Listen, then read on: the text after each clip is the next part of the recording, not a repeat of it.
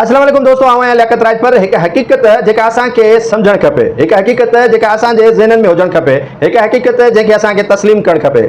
असां बींग मुस्लमान हज़ूर सल्लल्लाहु अलैहि वसल्लम जन जे अहादीस मुबारक ते केतिरो अमल कयूं था या तव्हां या असां चङी रीति ॼाणूं था। असां केतिरा मुस्लमान परफेक्ट आहियूं या चङी रीति इहा ॻाल्हि असांजे ज़हननि में मौजूदु आहे। व्याज असां खां हले, सूदखोरीअ खां वठी सभई हराम पायूं असांजे वजूद ऐं तन ऐं मन में शामिल आहिनि। मस्जिदनि जे अंदरि ज़ियारतुनि जो शिकार ॿाड़ा थियनि। उन खां अलावा खोड़ अहिड़ियूं शयूं आहिनि, खाइण पीअण जे शयुनि में मिलावट असां पहिरें नंबर ते कयूं था।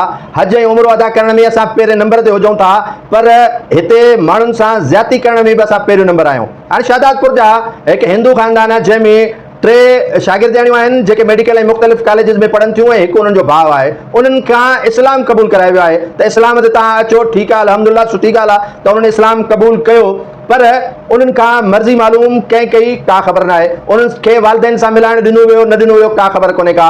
वालिदैन जी उन्हनि खे पुश्त पनाही हासिल आहे या न आहे का ख़बर कोन्हे का। शादातपुर जी अदालत में उन्हनि खे पेश करे ऐं उन खां पोइ उन्हनि टिनी शागिर्दियाणियुनि खे ऐं उन्हनि जे भाउ खे शेल्टर होम में पनाह ॾियण जे लाइ रवानो कयो थो वञे।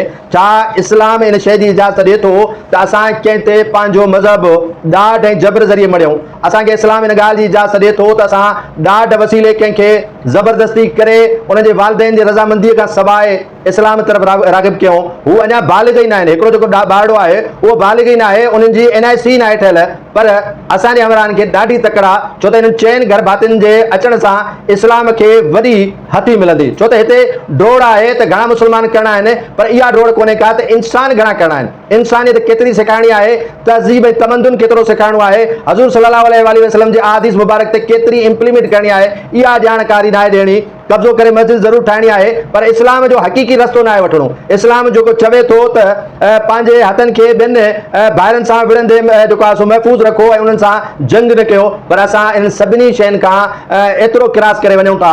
यकीनन पाकिस्तान जे अंदरि, सिंध जे अंदरि इंसानी हक़नि जूं तंज़ीमूं इन ॻाल्हि जी झाकोड़ ज़रूरु लॻाईंदियूं त छा इन्हनि 3 तालिबे इल्म जेके शागिर्दियाणियूं आहिनि या उन्हनि जे भाउ इस्लाम वाक़ई दिलि सां क़बूल कयो आहे या उन्हनि सां ॾाढ थियो आहे।